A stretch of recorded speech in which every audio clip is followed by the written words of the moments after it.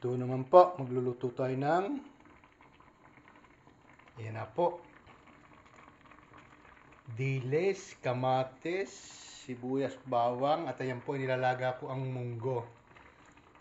Ayan po ang lulutuin ko ngayon. Hulog po natin ang oil. Hulog po natin ang bawang at sibuyas. Halo lang po natin ganito yan. Mapula na po ang bawang at sibuyas. Hulog natin yung dilis. Yan. Halo din lang po yan. Yan. Ito na po yung dilis. Hulog natin ang kamatis. Halo lang po.